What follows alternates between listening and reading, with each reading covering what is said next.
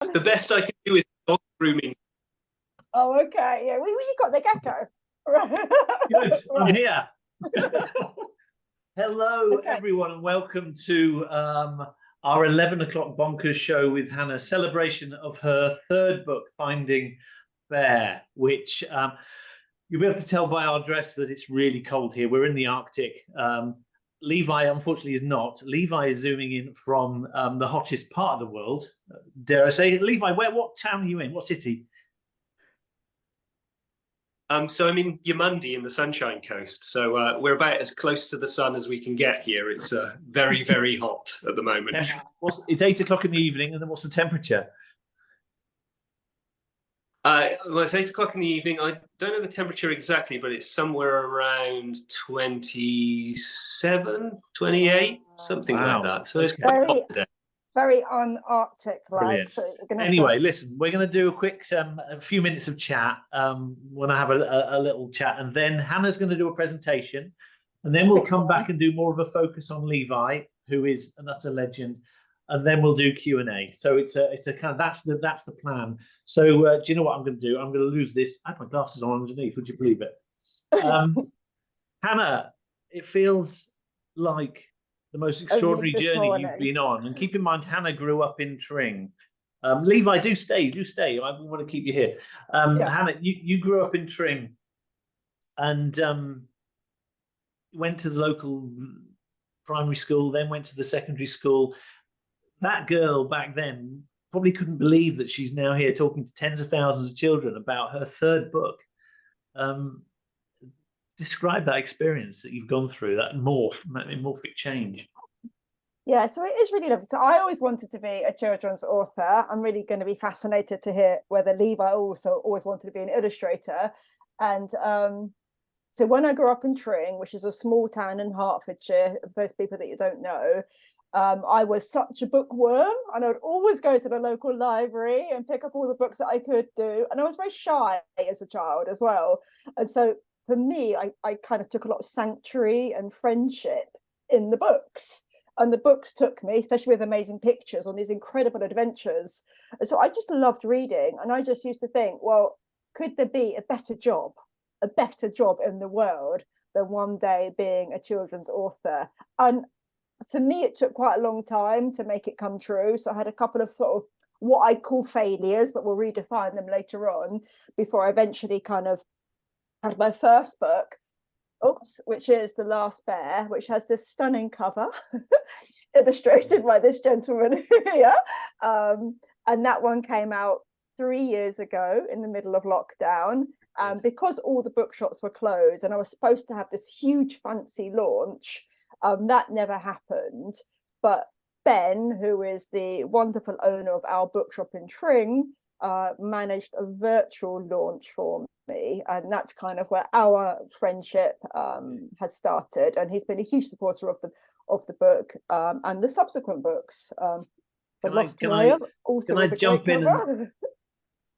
So Levi, your childhood, I mean, you grew up in England, didn't you? And was your childhood a very similar kind of lovely, warm environment in a salubrious town in the UK? Well, my childhood was sort of largely spent in a little town called Slimbridge, which it's Cambridge that I lived in, but it's just outside of Slimbridge. So that's down in the West Midlands. So, that was a very kind of little tiny town, and it was a little village school that I went to in Slimbridge. It's very near the Wildfell and Wetlands Trust. I don't know if anyone's been down that way. So it was really, we had lots of fields around us, and it was a very, very sort of countryside-y sort of place. So yeah, my earliest memories of reading books were from the school. Were you thinking I want to be I just want to draw pictures for a living? That would be my dream. 100%. It was. For me, it was more, comics based. I was dead into comics when I was 6 or 7. So I think I really craved pictures with what I was reading. I read books as well. I was totally enamored by them, but I think for me it was always the pictures that drew me in as well. So I remember I drew countless pictures of Batman, countless pictures of, all sorts of stuff like that. So that's what sort of led me into wanting to be an illustrator. Really, it was comics. Also, kind of wanting to visualize what I read on the page, because I always had very strong sort of visual sense from reading, and I think it was like The Hobbit, reading The Hobbit when I always wanted to see more of what was there. So I wanted to draw the pictures. You're two of the most inspirational people, honestly, and given and children watching, the one thing that links them is this love of books, and so I can only and I suspect Levi may have spent lots of time in the library along with as did Hannah, I know very much so. So what would you both? We're going to disappear in about 2 minutes and leave Hannah to do a thing, but I'm going to leave you with this kind of thought. You've got your 8-year-old version of yourself in front of you now. What would you say to yourselves now? Hannah, you go first. I think, like I said, I was really shy, and I never really thought that someone like me, who was too afraid to put my hand up in class to even answer a question, I never used to like speaking up. So I would think to someone like me, and I meet lots of children, young people who also are very much like how I used to be, quiet on the inside and shy. So I would say to younger me and everybody watching who also still feels like me, is that anything is possible, and you can take quite a long time to discover your voice, but it's one of the most powerful things that you can do, and even the shyest of us can go on to achieve incredibly big things. So keep going and keep believing in yourself. Totally. Levi, you've got your 8-year-old version in front of you. What do you say? Well, I'm going to have to echo Hannah's sentiment. Really, it really is keep going, and don't lose the love and the passion for it. It is possible. Things are possible if you work hard and you keep doing it, and you just keep enjoying it. Then you can do it, mate. The famous phrase is, if you do something for 10,000 hours, you become an expert, don't you? So I suspect you two have done way over your 10,000 hours in both your skills. So I think Levi's probably done more than me, to be fair, because you've been on this, what we call the scene, longer, and you've kind of got so many amazing books out there in different styles. So I've got loads of questions for Levi. Scrap everybody else's questions. honestly, having Levi here is so exciting. We kept it as a surprise to the audience just because, sadly, Levi couldn't do 9 o'clock, so we couldn't really tell the 9 o'clock crowd that they weren't getting Levi. So on the Q&A, you can put questions in for Levi and Hannah. We will pick those up. But listen, for the next 20 minutes or so, 20 to 25 minutes, Hannah's going to do a little presentation, and then we'll come back, and Levi and I will come back, and we can all talk once again at the halfway through. Okay, all right then. Right, thanks you both. And then now everybody else, you've got the pleasure of my face for a little while, but not just my face. We're going to do a different kind of present. So here we go. So Hannah Gold, wearing the gold just for you. In the earlier time slot, we had a gold class. If anybody is a gold class or even a pinfold class, let me know. So I'm here primarily to talk about this book here, which is my newest book called Finding Bear, written by me, gorgeous cover and interior illustrations by Levi. But some of you may know me better from my previous books. So the first book I ever wrote was The Last Bear, which I said came out in lockdown in 2021. And then I wrote a book also called The Lost Whale, which captures my love of the ocean. And then my newest book, Finding Bear. Now, as you can see, all three books have one very amazing thing in common. It's not just how pretty they look, but they are about animals. So one of the questions I always get asked is, Hannah, what's your inspiration? And so my inspiration is, of course, my love of animals. Now, I'm guessing from those of us watching here right now, and even on the recording, there may be a few animal lovers amongst you. When I do this kind of presentation in person, everybody always puts their hands up and says, I've got a dog, I've got a cat. So for me, just so you know, I haven't got a gecko at home like Levi, but I do have a wonderful cat and an amazing tortoise. So when it came time to write about my own book, I kind of thought, well, I could write about them, but they're not as fascinating maybe to other people. So I decided I was going to write about the most amazing animal on the planet, which is, of course, the polar bear. So I'm just taking you back briefly. We talked about this in just now with Ben and Levi. These are some snapshots of when I was young. And like I said, I was really quiet. But back then, I also had developed a love of nature, a love of the outdoors. And there's something really special about being outdoors, I find. And back then, I was also a huge animal lover, just like I am now. But do not be deceived by the picture of me on a horse, because even though every Christmas I asked my mum and dad for a horse, every Christmas I would look out the window and always be disappointed because they never got me a horse. But I was lucky enough to have horse riding lessons. So when it came time for me to sit down and pursue my dream of being an author, be interesting to know, actually, I'm listening today, do we have any budding authors or illustrators? Do say yes. This, you know, if you are, put that in the chat or the Q&A. So when it came to write my first book, it was this one, The Last Bear. Now, it hasn't just got an amazing cover, it's got amazing illustrations. And if you don't know the story, I'm just going to give you a quick summary. So it tells the story of 11-year-old April. She's animal loving, she's a bit shy, she's a bit quiet. And one day her dad, who is this scientist, and they don't have a close relationship, her dad and April, but one day he says he's got this job on this remote Arctic island.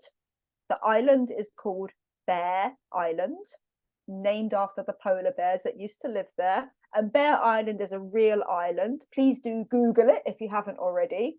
And there's nothing on the island, no roads, no planes, no school, not even any bears.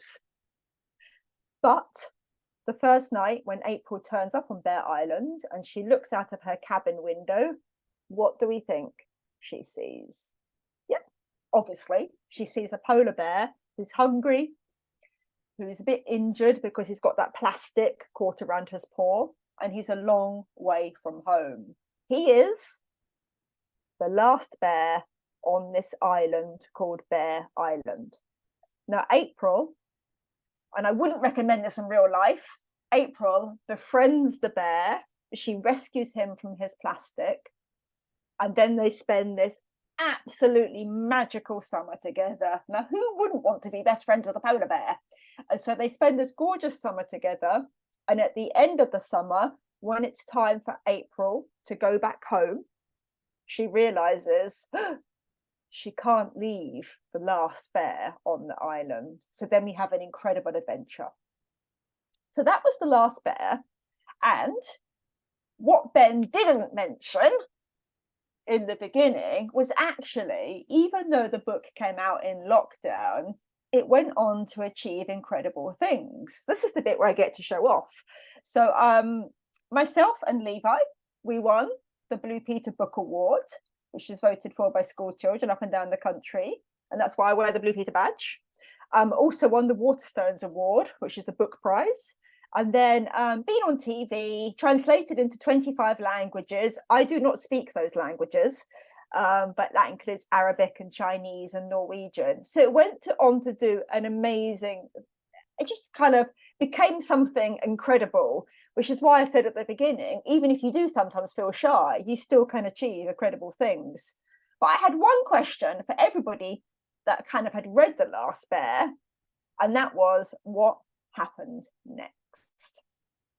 So I decided it was time to pick up the story of April and the polar bear, who is called Bear, and tell what happened next. So in Finding Bear, we pick up the story about 17 months on from when The Last Bear has finished. You can read Finding Bear without reading The Last Bear, but in honesty, they probably do go better together. So 17 months further on, April has returned home and she's missing She's missing desperately her best friend, who is Bear. Now, Bear is now living in Svalbard, which is handily pointed out by my arrow, which is an archipelago or a group of islands very, very, very, very close to the North Pole. It's cold. Now, Bear is in trouble and he needs April's help. Now, Bear can't pick up the phone or send a quick email, so he does what all polar bears do, and he roars for help. And April, who's got supersonic hearing, manages to somehow hear Bear. And so then she returns to Svalbard to try to find Bear. Now, this book has lots of exciting ingredients. It's got adventure, courage, hope, animals, but most of all, it's got cute polar bear cubs. And it's also a reminder to say, if you wanted a copy of the book, still do contact Ben, but we'll talk about that at the end. So April returns to Svalbard, but finding Bear is not going to be easy, because Svalbard is one of the coldest places on Earth. Svalbard actually translates as cold shores, and it's so cold on Svalbard that no trees or flowers can grow there. And it's so protected and so wild that you're not even allowed to have a cat on Svalbard in case the cat harms the local wildlife. It's this incredibly beautiful part of the world, which not many people will ever go to, which is why, that's why the pictures in the book are so important, because they bring the Arctic to life. So April has to return to Svalbard, but finding Bear is not going to be easy, because there's no roads or signposts on Svalbard. So she sets out an incredible adventure, and she realizes that she can't go by foot. So this is one of my favorite illustrations, and this shows, if you look carefully at the center of the illustration, you can see April on the back of a sled being drawn by a team of about 11 husky dogs. Who would like to go husky dog riding? Me. Anyway, so she goes this incredible adventure, and eventually, of course, she does find Bear. So I'm just going to read you a very short part from where she finds Bear. And if you've got the book, it's about page 175, 176. Now, in the Arctic, we have something called the Northern Lights, which is when the sky is alive with greens and blues. And it's a phenomenon that only really happens at the very top or the very south of the planet. So here's one of my favorite illustrations. And I'm not just saying this because I know Levi's watching. It is genuinely my favorite illustration from the book. And it's when April and Bear finally reunite. Emerald greens and blues swept across the sky like the most astonishing fireworks. Fingers of colour reached down from the heavens, touched the earth, and then pirouetted away, twirling this way and that like dancing figurines in the sky. The Northern Lights, Aurora Borealis. It was the most incredible thing April had ever seen, as if she were no longer part of this earth, but had woken up in a dream made of colours she didn't even know existed. And the noise. She didn't think the lights could make music, yet it seemed fitting that such a sky could sing. It was like violins strumming across her soul. April shuddered with the truth. It wasn't the sky. The sky couldn't speak. There was only one thing that could make that noise. And in the distance, loping out of the horizon, he finally appeared. Bear. And this next illustration just captures the emotion and the friendship that April and Bear share. I love books which really have like a heart feeling to them, which aren't just about an amazing fast-paced story, but which have that pause and that breath to capture emotion. And I like this illustration a lot because it just captures the friendship between them. So I'm now going to whiz through a very, very, very quick 5-minute quiz to test and to see how well you know your Arctic. So, and then we'll get on to Levi's little bit. So, oh, actually, I've forgotten something. And how could I forget this bit, Ben? Because it's almost the most important character from the book. Oh.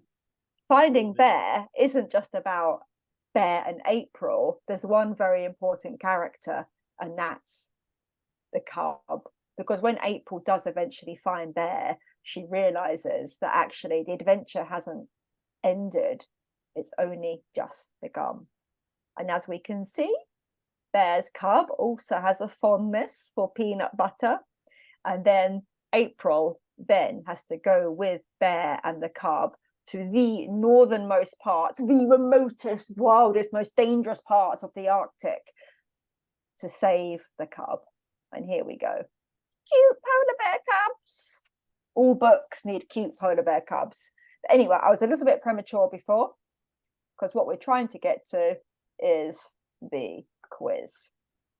So, Ben, we're going to do the quiz really quickly.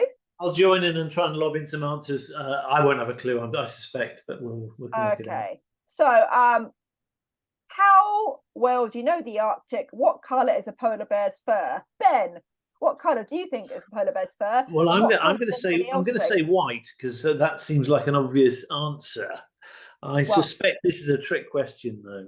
Yes, but everybody that said white, you would think it's white, but actually a polar bear's fur is transparent. So if you said transparent, well done. There's a lot of clever people who've said transparent. Yeah. The light makes it look white, but actually it's transparent. So well done if you got that right. Sometimes people say pink, but it's actually transparent. Someone went with black. That's unlikely. Yeah. The Arctic has lots of its own special, incredible wildlife. Can we take a guess at what these are? So let's have a look at the chat. Yes, we've got an Arctic fox. Yeah. We've got a reindeer. Then in the middle, the birds are called puffins with those beautiful beaks. And then the cute little marine animal is called a beluga whale. Not many people get the end one. It's not a chicken. It's something called a partimon or an Arctic grouse. So if you've got any of those done, well done. Okay. One person said Rudolph, but yes. Yeah, it's so cute. Okay, next one. So the polar bear is the biggest bear on the whole planet. In fact, it's the biggest carnivore. But how big is the polar bear cub when it's born? Who thinks it's the size of a dog? Who thinks it's the size of a cat? And who thinks it's the size of a guinea pig? There's a lot of A's, saying dogs. Well, you might be surprised, everybody, because the correct answer is, and I was giving you a clue, it's actually as teeny tiny as a guinea pig. Wow. In fact, the polar bear cub is as small as a human baby, smaller. And actually, this polar bear cub is adopted from the WWF, which is the World Wildlife Fund, which do incredible things to support endangered animals. And I just wanted to say before we end the quiz is when I dreamt of being an author and that dream came true, it is an amazing feeling, and I can't explain it to you. But actually, what is more meaningful to me is the idea that somehow my books are shining a spotlight on these incredible animals who so desperately need our help. Polar bear's favorite food, we all know it's peanut butter.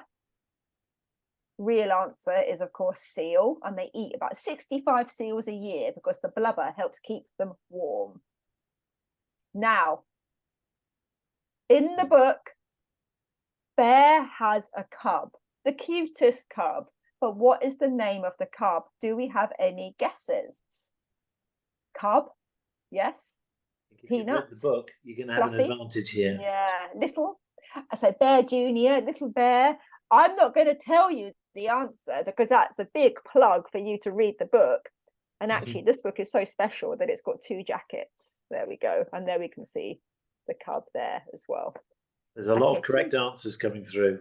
Oh, well done, everybody. You're doing amazingly. And you always get someone who says Bob. Yeah. Okay. 3 Bobs. I wanted to probably end on this one because on my trip to Svalbard, I was lucky enough to see beluga whales, minke whales, puffins, reindeer, Arctic foxes. And it really is a beautiful part of the world. I can't describe how beautiful it is to you. It took me 3 different plane journeys to get there. And when I take a plane journey, just so you know, I always use something called Ecosia, which is a company that plants trees to offset the carbon footprint, just like April does. And that resource is in the back of the book. But do you think when I went to Svalbard that I saw a polar bear? Who thinks yes? Who thinks I went all the way to Svalbard on my birthday, spent 10 hours on a cruise looking up and down the fjord with my eyes peeled to see a polar bear, and still didn't see one? The truth is, I didn't see a polar bear, but the animals in the Arctic aren't just there for our entertainment. They're there because they're beautiful and amazing. And what's really important for me is being able to know that with all of our small differences, hopefully that we can shine a light on them and help preserve them. Okay, so I'm going to end the quiz there. You all did fantastically, because I think we all want to hear a little bit from Levi and how incredible. So if Levi, you can join us again. And I'm going to stop my share.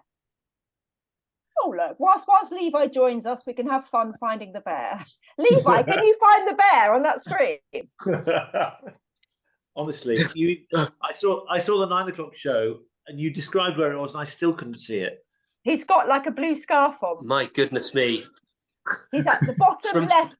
At the bottom left, there's a pile of snow at the bottom left as you're looking at it. And our bear is standing. It's not your illustration. He's standing up with a blue scarf on. There he is. I'm looking at it on a phone screen, so he's extra special small. Yeah. So all right. you've definitely given my eyes a test today. Well done, everybody. You found the bear. Okay, enough from me. Right. So listen, for the next few minutes, we're going to actually focus on the illustrations in the book, because they've become such an iconic part of the soul of these books, the success of them. And Levi, can I just say thank you? You know, what you have done is truly extraordinary. I suspect that Hannah will be grateful as well. But they are simply brilliant, and I'm so grateful you've come onto this this little Zoom of ours, because I know you don't do a lot of these sort of things. So thank you. Oh no, it's a total pleasure. Oh, you should ask me more. It's absolutely brilliant to see everyone. Yeah. I mean, we're limited to time, so what I want to do is focus really on your relationship with Hannah and Bear. So at what point did you get the inquiry to do this, and can you remember your reaction? Was there a kind of eureka moment or not? Yeah, it's very, very clear in my memory, because it was during lockdown in COVID, and my daughter had just been born. She was I think about 2 months old, 3 months old. So I remember the email coming through from my agent and from the publisher saying, "Oh, read this book, you might like it." And I just thought it was so wonderful, and it was exactly the kind of thing I wanted my daughter to read when she gets old enough. So I jumped at the chance. It's such a beautiful book, and I think it speaks about so many things that's so close to my heart as well. And so I was just so thrilled to sort of be involved. And then I think the first step was to do a mock-up of the cover. I remember that very well. There was a question earlier on. Yeah, did you choose the pinks, or was that from the publisher? Was it you that came up with the color palette? Well, indirectly, you chose the pinks because it was from a travel snap from one of your photos that I nicked it. So it was this beautiful sunset that you sent through I can't remember where it was. I think it was looking over somewhere in I can't exactly remember where. It was somewhere in the north, but it was this beautiful sunset, and I remember thinking, well, that'd go nicely there, and so I put a big splash of it behind the bear. Yeah. So yeah. I think it was important to the design team at the publisher to have a big load of colour on the front, and certainly a very pink sunset seemed to do the trick. So really, it was based upon something that you sent, and and something that we talked about in design meetings, emails and the like. So yeah, it was that was definitely the first step, is to draw. And I remember I did a very elaborate drawing, which it ended up as a print, I think, because I did a few test images. And did you see that after I'd done it pretty swiftly? Yeah, I think I've got it somewhere. It's somewhere. Yeah, we've got it as a print. And actually, it's a gorgeous separate print, and it looks stunning. I'll try and find it in a second, because it is around, lurking. No worries. Yeah. So at the point where you're you know you're doing it, who chooses what spreads you're going to draw? There are certain things, and there's a certain number of drawings you're going to do in it. And so who makes those decisions in terms of the choice of pictures and how many you do? So I'm very lucky in the respect that this time we had a wonderful designer, Ellerine Grant, and she picked out some wonderful moments for me to do, because if it was up to me, I tend to get carried away and just want to illustrate every page, and we haven't got time to do that, unfortunately. So I need someone else to step in and say, well, we need this many, and it needs to be here, here, and here, and that'll be good for the page flow. And some lovely questions coming through. That's a good amount of time. Isabel has sent one. What was the trickiest drawing to do in first Bear, in the last Bear? Oh, trickiest one. Oh, that's an interesting point. I think anything with bearing, really. For me, it was trying to figure out how polar bears work. And for me, I had to do a lot of research into figuring out how their skeletons work. I still don't think I've got it right. I'm still reeling from the fact that polar bear cubs are the size of guinea pigs. I didn't know that. Yeah. I know that our cub is quite a lot bigger. But our cub was about 3 months old and finding bear. But for someone who says he doesn't think you've mastered the anatomy of a polar, that's a pretty good polar bear. I mean, I think most people would say he's done a pretty good job, for both books as well. So there he is. I'd love to see it at the point where you've got it right, and none of us will tell the difference, I suspect. So, so we've got a load of questions here from the audience. Many of them can work on both of you. So I think what we'll do, let's start working through those and see where we get. One of the questions that I jumped at is that the black and white illustrations, which I think is a publisher choice, isn't it? Because that just comes down to the costing in a book. So a book has a color cover, but we have black and white illustrations simply to keep the book costs down. Is that right, Levi? Yeah, and it's got something to do with paper stock as well, I think. You can't put, if you're going to have a long novel like this, the type of paper that you print on has an effect. So I don't think you can print in colour on this type of paper that we were using. But I think that is also, it's a costing thing. But I also prefer to work in black and white. I think my mind works in black and white. Mm-hmm. I think it's a much more moody way to work, really, and I feel like I can work much better with tones. And certainly color takes a lot longer.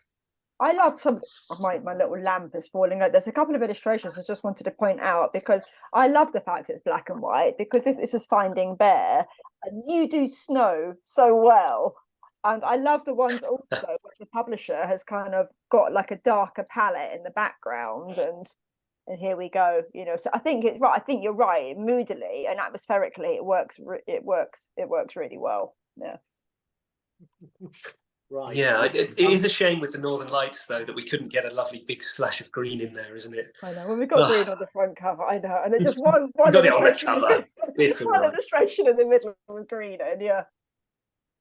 So Anna did refer to kind of where you get your inspiration from previously. I think there's a good question here which has come from Streatham and Clapham Prep, also from Westfield Primary School, and Pudsey Southroyd as well, Year 5, which is about what are your favourite influences and favourite books that you grew up with and like now. So this is something that inspires the pair of you really for the work you do. So Hannah, you go first.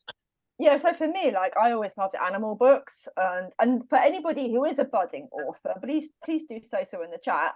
I always say, write the kind of books that you love reading. That was like such a big aha for me, and so I loved animal books. References include Charlotte's Web, Mrs. Frisby and the Rats of Nim, which I adore, which everybody should read because it's so well written. And then more recently, my biggest author hero was or is Michael Morpurgo, and he was lucky enough to give me. He was lucky enough. I was lucky enough that he gave a quote for my book, which again was lucky Michael to quote from my book, which was again like a big part of the book's success. You know, the beautiful cover, this quote from Michael, and I've met Michael a couple of times now, and he is amazing. So yeah, he is. Levi, you're comics when you were younger. What about? Would you like to do a comic book one day? Is that sort of we leading in that direction?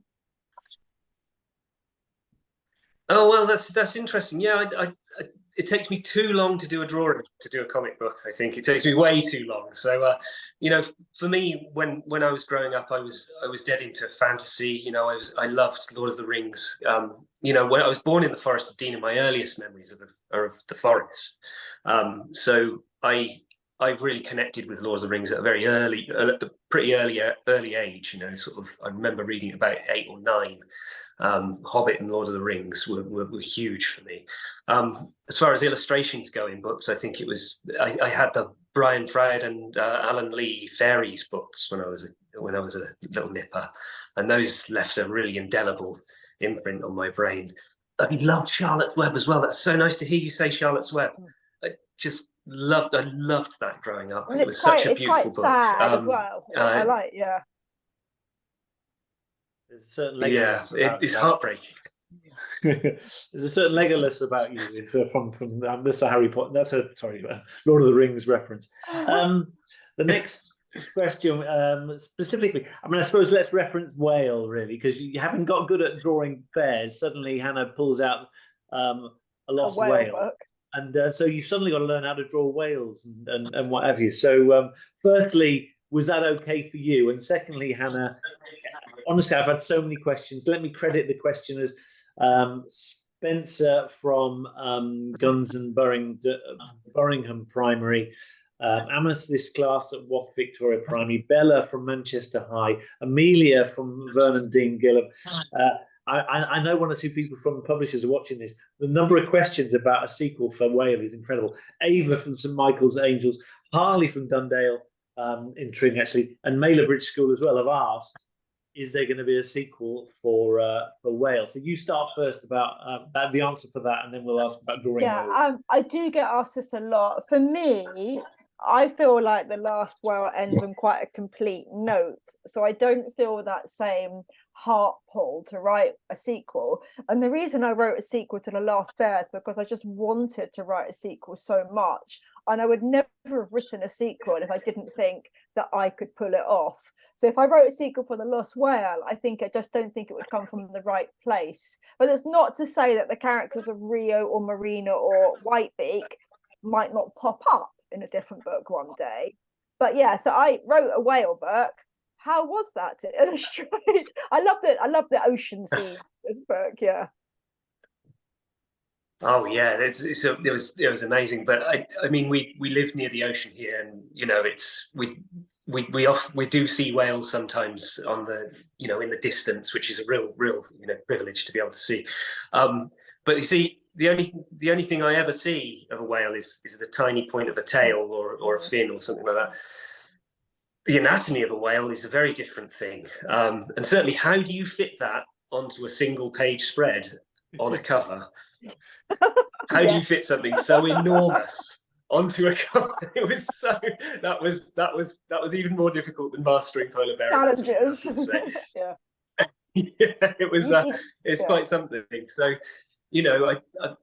I feel like there's such a vast presence a whale is. It's impossible to kind of put it into a picture. Really, you can't really that's why I think whenever we focused on the whale, we were also always showing bits of the whale. I could never do as big a picture as I could. So I think that they're such amazing sort of majestic animals. It's just hard to put it.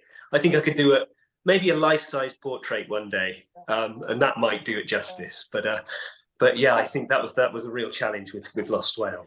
I went to a school last week on my school's tour, and they had like a school library, which is lovely. All schools that have got a library here, I think it's an amazing thing. And this school had this bespoke wallpaper they'd commissioned with various characters from different books, at the Gruffalo, for example, and they had Whitebeak in their mural. You know, it was incredible. Yeah, so your whale, your whale. Wow, that's really cool. Mural. That's down like near Portsmouth. Yeah. Do the schools in Australia? Do the schools in Australia know they have you living sort of in their midst? Because frankly, you should be doing little tours of your work there. I've had the pleasure of doing a few school talks and things and book festivals here. I'm keeping a bit of a low profile at the moment because I'm head down working quite a bit.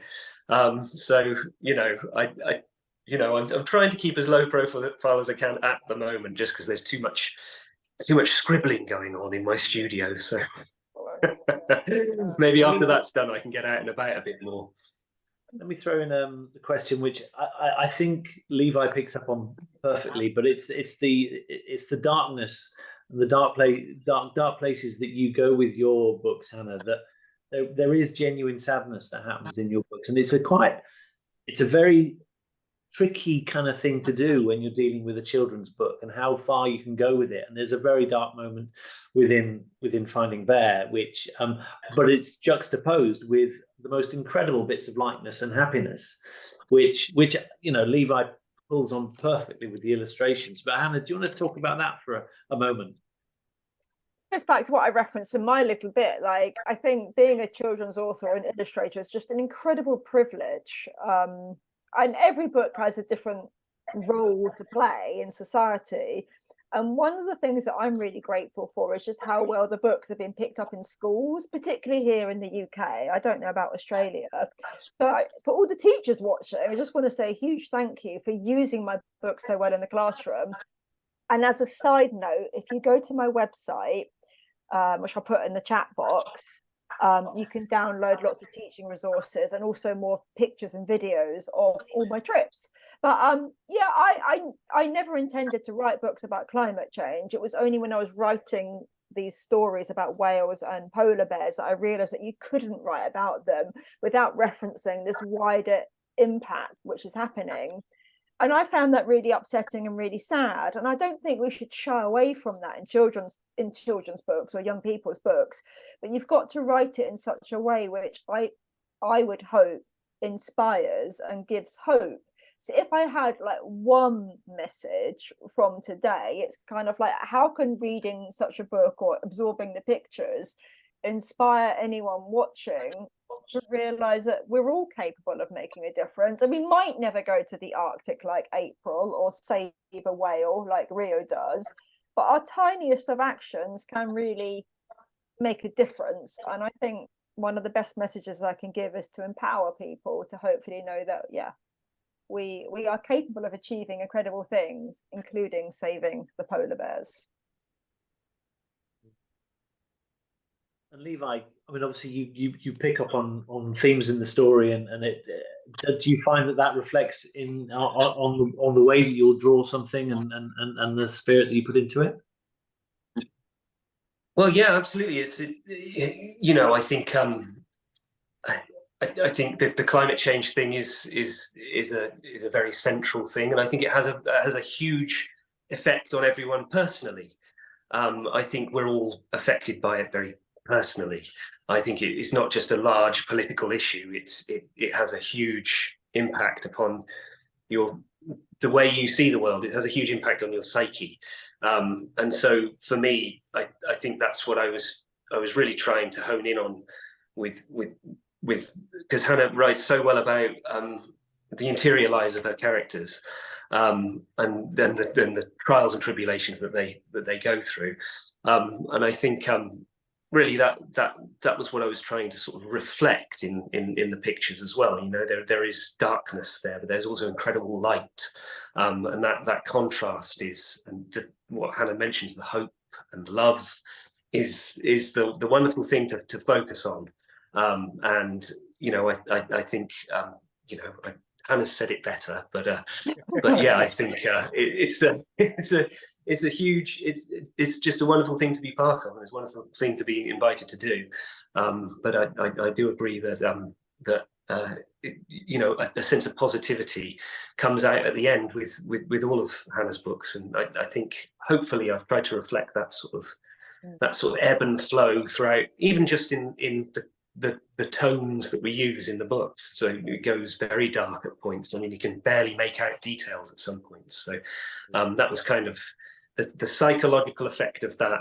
I wanted to really enhance or try and sort of help out a little bit. I don't know. I hope I did. Well, that's really fascinating, because I wouldn't have thought, because I just think of the interior world, and then what you're so good at is just bringing it gloriously to life. Ben, would you mind just telling everyone about the books being available, because some people have to leave early. So until Monday we'll carry on taking orders. If you need the link to get the signed books from us, we can do that. I can send you the details. Send me an email anyway, so you've got my email one way or another, and I can send you the link, so that's fine. But we're taking orders. It's free postage until Monday, and they're all signed books, so that's all good. Listen, Rocky, I've got another question. It's a series of questions, all the same, obviously the same theme. We've got Martin Jones's class, Hastings Hill Academy in Sunderland. Go the Black Cats. We would like to know what the best bit of advice you can offer to young writers or young illustrators who are thinking of getting out into the career and doing it themselves. So Hannah, you go first. Yeah, I think, I don't know, I think sometimes with the illustration you might be able to go to art design school or something like that, but for writers there's not necessarily a really linear path. There are writing courses and that, but I think the sooner you can start writing, the better. And there's a BBC 500 words short story competition, which again I would encourage everybody to enter too. And don't be afraid to kind of get feedback from your teachers. Feedback is the best way to improve. And most of all, be brave and keep putting your work out there. And it's quite a vulnerable place to be, but the more that you put your work out there, and it's like playing the violin or the piano or even playing football, the more you do it, the better you get, and then you just grow stronger in confidence. So yeah, good luck and go for it, and then one day you could be at the bookshelves with us. Levi, you? I agree that there are pathways for an illustrator. You know, you can go to an art and design college. I wanted to be a graphic designer to begin with, and it was only through studying that I sort of rediscovered the idea of illustrating a children's book, really. So I think that's a real plus. But the real work goes on when you're not at school, and it goes on when you're not learning. It goes on when you're reading, and it goes on when you're practicing. It's what Hannah said. It's just you if you do it, you get better at it.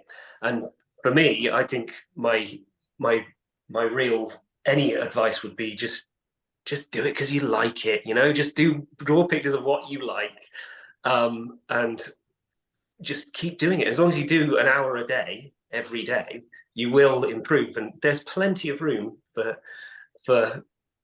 all different voices, and I think there's plenty of room for people who are really good at doing what they're doing. I mean, there is an element of luck.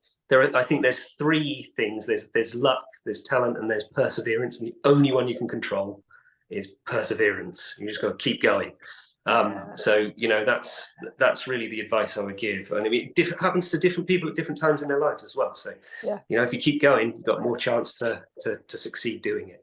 Yeah, I know really young writers who succeeded, and I know really older writers like me who didn't kind of get my big break until my mid-40s, which is ancient if you're in year 3 or year 4.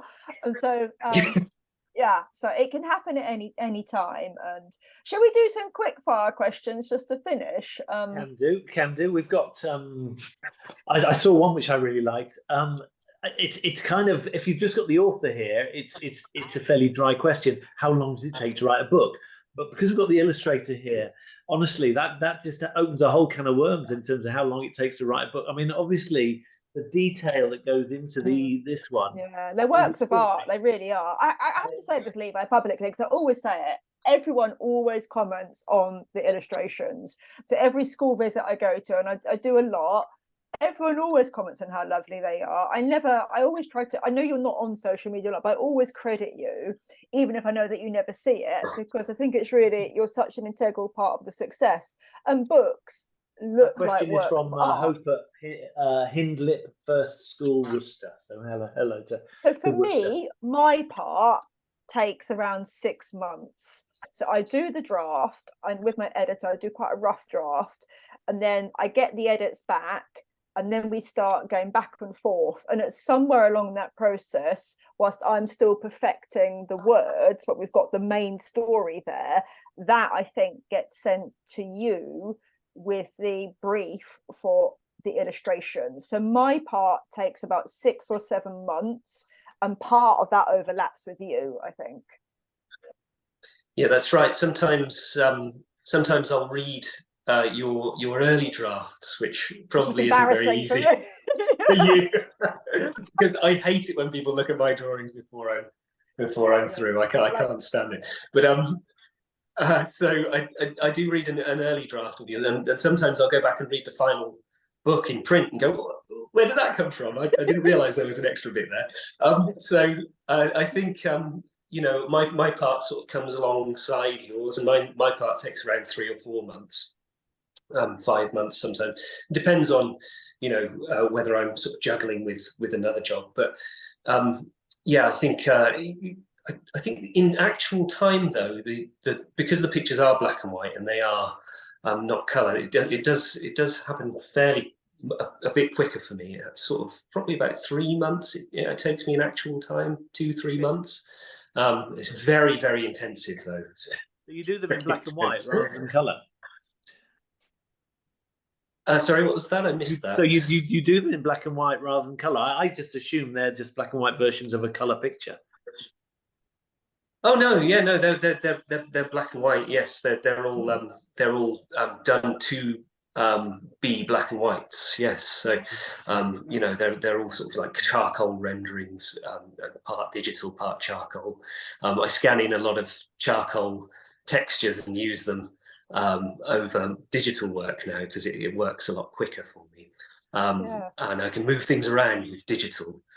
Which you always get asked to move something around, and if you've done a charcoal drawing and you spend months on it, and someone goes, "Can we just move Zed around a little bit?" and you go, "Oh, okay." You have to sort of really, really work hard to change that. But so I work digitally now, and I use some charcoal elements to make it look more sort of earthy. Yeah, so it's all a black and white process. It's really, because Levi's in Australia and I'm in the UK, so with modern technology we can still create this book from literally the other side of the planet, which is about a different part of the planet completely, and at some point the publisher puts your pictures with my words, and then we come out with this, which it's great. I love it. Audley Primary School send a year 4 say it's aimed at Levi. Do you talk to the author to find inspiration for the illustrations? You guys haven't actually talked to each other that much, have you? No. This is a real special event, guys. I mean, I can't tell you. So to get the inspiration, where do you get that from, Levi? Well, that's very interesting. I mean, I was very lucky on this one because Hannah sent me a whole bunch of snaps from her holiday, and a bunch of references that she thought I might like to read, because these books are very much based in real places. I do quite a lot of Google Maps. I walk down streets on Google Earth. I do as much as I can to sort of explore. I remember, I think that was a real key thing in finding Bear, because I couldn't even go anywhere out of the house, in last Bear, because of lockdown. I think it was really important to use Google. So really with these books, with Hannah, I mean, I can research the actual place, which is brilliant. It just so happens that in the Lost Whale, my sister lived in California for a few years, basically up the road, I think, from where Hannah set the Lost Whale. So I was able to pillage her library of images and stuff. So what I do is I just look through loads and loads and loads of pictures and sort of try and ground myself in that place. It's pretty sort of, and then hopefully later on when you're drawing, it sort of all comes out in your subconscious. I never draw from reference. I always draw from my brain. So you just absorb as much imagery as you can, and then you go sit down and you do your drawing. I don't know if it probably works the same with writing, does it? Yeah, Does it work like that? There's an element of research. I like to go to a place and research rather than just read about it. And I'll also watch YouTube videos. Yeah. So people are asking about book 4 in the comments. So I can't tell you too much about the next book, but just to kind of get Levi petrified, it's got more than one animal in it. Oh, no. But so what I'll do is I'll go to like YouTube videos, and I'll also listen to soundtracks. Like for Finding Bear, I actually listened to the soundtrack of an Arctic snowstorm, for the part where April gets lost in a snowstorm and stuff like that. So I like to bring it alive, like in all different dimensions, so I can hear it and feel it. And then, like you, I'll put that to one side and just write. Otherwise, I'm getting too caught up into the detail and technicality. So once I've got this kind of, I suppose, visceral feeling of it, then I'll sit down and write it. Yeah. Listen, we are very close to the end now. Okay, So I think what I wanted to, to, we're just, I mean, we've sort of run out of time to look at any more questions. Honestly, there are hundreds of questions. I've got dozens of, pages of questions here. But tell you what, let's just leave it with a couple of quick questions to you both about what you're doing next. Hannah, you've obviously just referred to this new book. You can't tell us much more than what you've just said, really, I suspect, is it? It's a secret. I don't even know whether Levi knows about it. I've done a very, very rough first draft. I hope they don't send that to you, Levi, because it's really rough. And then after this is all finished, I've got like a quick promo tour next week in in Prague, actually. Then I'm going to go back to writing, finishing off this book. So hopefully we'll get a draft to you before this side of Christmas, which is half decent. Brilliant. It's good. It's a nice one. It's fun. This one's kind of got a lighter touch, I think, to it. So that's me, and that's what I'm working on. Levi, what you must be very busy. What are you up to? Oh, it's the next Hannah Gold soon, but everything else I'm having to keep top secret at the moment, unfortunately. Yeah. I'm very superstitious about talking about projects while I'm working on them as well, because I feel like if I talk about them, I'll jinx them somehow. I don't know why. Well, we can't wait to see whatever you work on next, because I know you have many fans. Oh, I shout out to Amelia, who is a birthday today, 9 today. So happy birthday, Amelia. There are so many shout outs we should all be doing. But listen, thank you to both of you. That's been an absolutely wonderful event.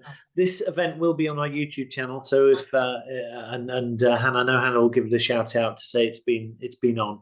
And I'm going to put my website in the comments in the chat box now, because that's got my teaching resources, and it's got other links to my videos and pictures from whale watching and the Arctic. So a nice place to go to and explore the world of. If any children want signed books signed by Hannah, just come to Our Bookshop in Tring to just send us a note, and we can sort the details out. Thank you so much to both of you. You've been brilliant, and it's been a really wonderful hour. And well, we'll do it again in a year's time. With the next book. No, thanks everybody for being here today. I really appreciate it, and it was so nice for your questions and your interaction. It means a lot to me, so thank you. And Levi, fantastic. Thank you, and Ben, thank you. Levi, thank you, and Hannah, thank you. See you soon, guys. Bye-bye. Bye everyone. Thank you, everyone. Bye. Thank you. Bye.